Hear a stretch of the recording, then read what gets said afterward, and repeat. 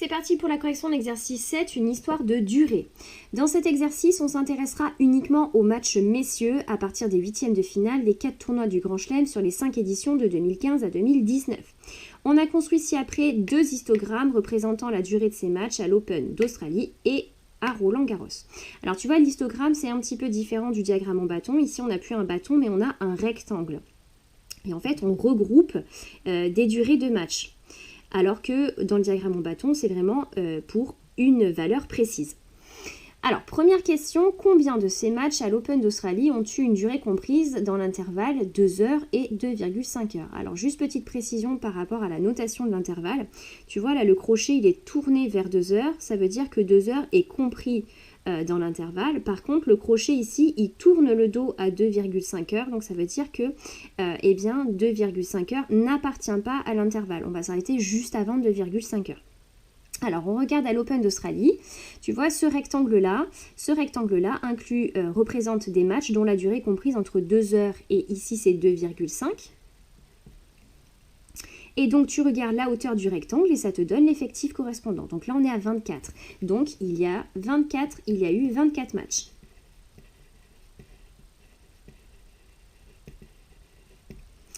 Question 2. Est-ce que l'histogramme nous permet de dire qu'à l'Open d'Australie, il y a eu un de ces matchs qui a duré 2 heures pile? Alors, attention, ici, la réponse est non.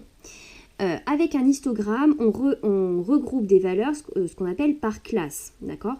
On sait qu'il y a 24 matchs qui ont une durée entre 2 heures et 2,5 heures.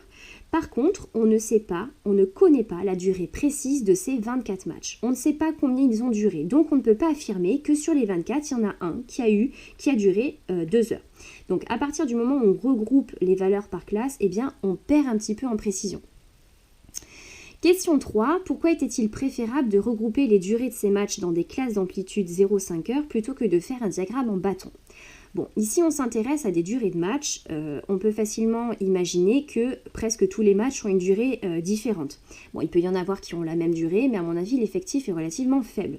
Donc si on avait fait une représentation avec un diagramme en bâton, on se serait retrouvé avec plein de bâtons qui auraient eu tous pratiquement la même hauteur. Donc visuellement, on n'aurait rien pu en tirer. Donc c'est pour ça que quand on étudie une série statistique dans laquelle il y a beaucoup de valeurs différentes, eh bien on préfère opter pour une représentation avec un histogramme. Donc pourquoi était-il préférable? Eh bien parce qu'il y a beaucoup de durées de match différentes. Question 4. Combien de ces matchs ont eu une durée supérieure ou égale à 3 heures à Roland-Garros? Alors, on regarde l'histogramme pour Roland-Garros. On cherche combien de matchs ont une durée supérieure ou égale à 3 heures. Alors, tu vois, ce rectangle-là, on voit qu'on a 9 matchs qui ont une durée entre 3 et 3,5 heures. On a 8 matchs qui ont une durée comprise entre 3,5 et 4. Puis, on en a 3 qui ont une durée comprise entre 4 et 4,5. Puis, un match entre 4,5 heures et 5 heures. Et un autre entre 5 et 5,5. Donc, combien est-ce qu'on a de matchs dont la durée est supérieure à 3 heures? Eh bien, on en a donc 9, plus 8, plus 3, plus 1, ce qui nous fait un total de 22. Question 5. Est-il possible de déterminer précisément la durée moyenne de ces matchs à l'Open d'Australie? Alors, pour calculer la durée moyenne, on a besoin des effectifs qu'on peut avoir grâce à la lecture ici de l'histogramme et on a besoin de connaître la durée de chacun des matchs. Or là, cette information, on ne l'a pas. On ne connaît pas la durée précise de chacun des matchs. Donc, on ne pourra pas déterminer précisément avec un histogramme la durée moyenne des matchs. Donc non, puisqu'on ne connaît pas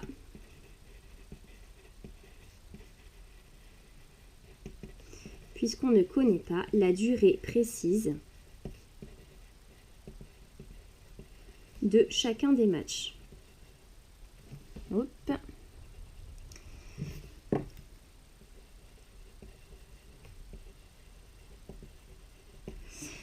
Question 6. Comment pourrions-nous faire pour estimer cette durée moyenne? Bon, alors il faut qu'on estime la durée moyenne Pour ce faire, il va falloir qu'on estime en fait la durée de chaque match. Alors tu vois par exemple pour les matchs qui ont une durée comprise entre 2 heures et 2,5 heures, eh bien on peut dire qu'ils ont tous une durée comprise entre les deux, qu'ils ont tous une durée donc de 2,25 heures. Et c'est ce qu'on va faire en fait pour chaque classe ici. On va utiliser ce qu'on appelle le centre de la classe. Donc pour des matchs dont la durée est comprise entre 2 heures et 2,5 heures, on peut estimer leur durée à 2,25 heures. Et on va faire pareil pour chaque rectangle ici. Bon, alors ce qui nous manquait pour pouvoir estimer une durée moyenne, c'était la durée des matchs. Maintenant on l'a puisqu'on va l'estimer. Donc on va pouvoir calculer une durée, et on va pouvoir estimer une durée moyenne. Ça reste qu'une estimation puisqu'on estime à chaque fois la durée des matchs. Donc on va le faire pour l'Open d'Australie et on le fera ensuite après pour Roland-Garros. Alors on y va, calcul de moyenne habituel. Donc ici, les matchs qui ont une durée comprise entre 0,5 et 1, eh bien on va prendre 0,75 heures. Et il y en a un. Plus les matchs dont la durée est comprise entre 1 heure et 1,5, on va donc prendre 1,25. Et là, il y en a 3. Ainsi de suite, jusqu'à la dernière classe. Ici, entre 5 et 5,5, on prend 5,25 fois 1. Et on divise par l'effectif total que l'on obtient en faisant donc 1 plus 3 plus 4 plus 24 plus 11 plus 15 plus 13 plus 1 plus 2 plus 1. Et on y va. Maintenant, on fait le calcul. Alors, donc entre 0,5 et 1, on prend 0,75 fois 1, plus entre 1 et 1,5, on prend 1,25 fois 3, plus entre 1,5 et 2, 1,75 fois 4, plus entre 2 et 2,5, 2,25 fois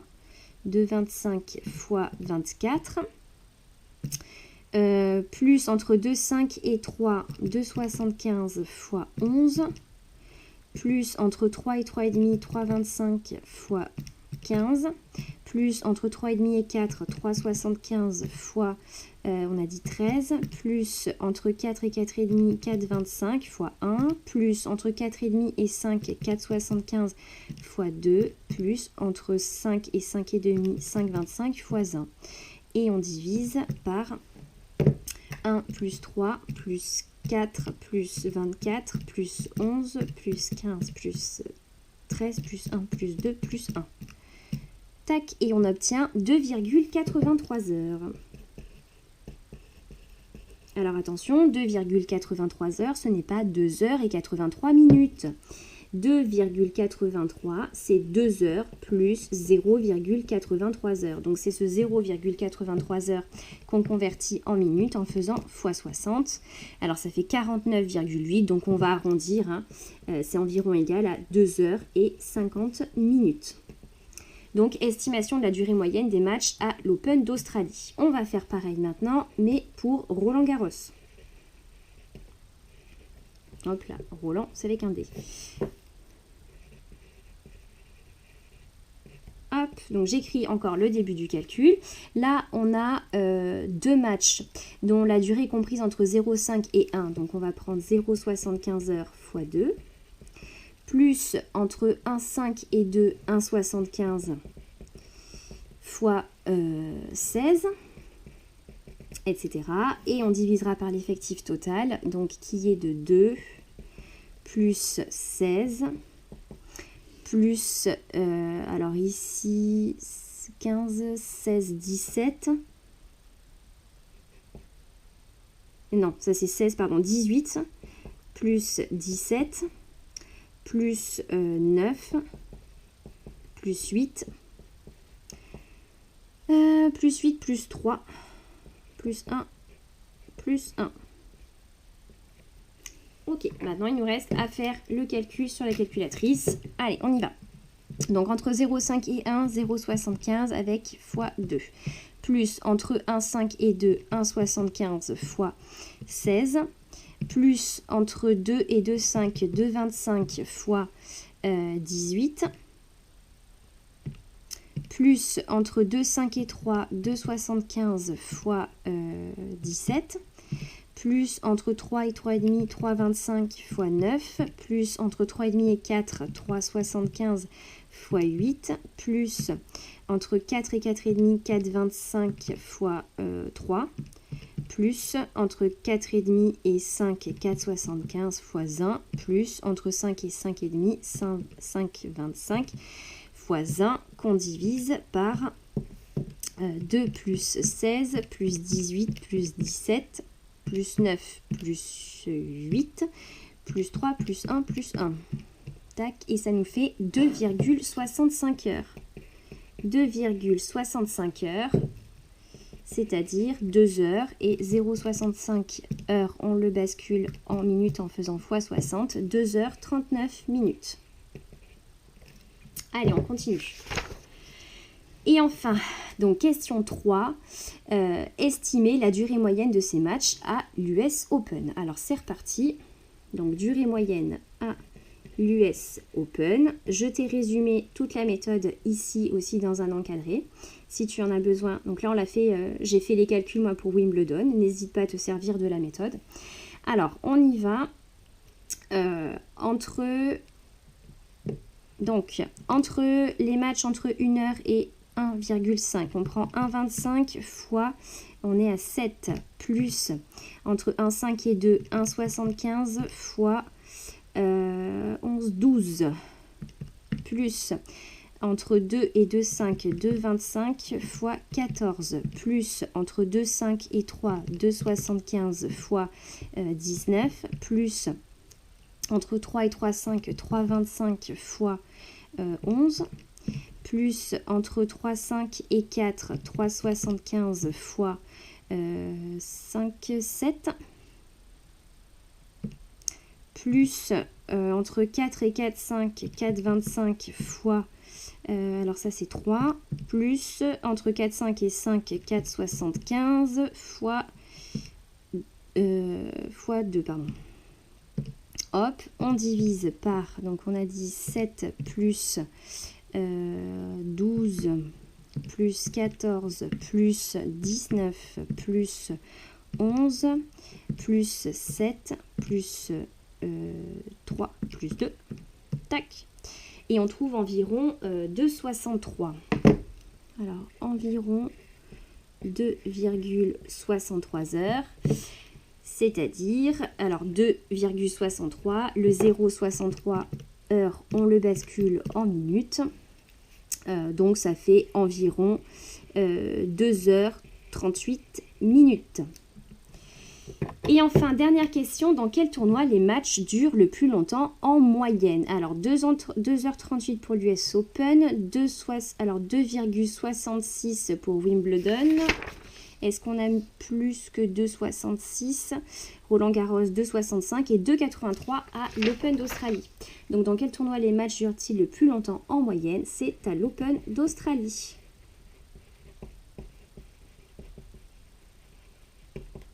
Et c'est terminé pour cet exercice.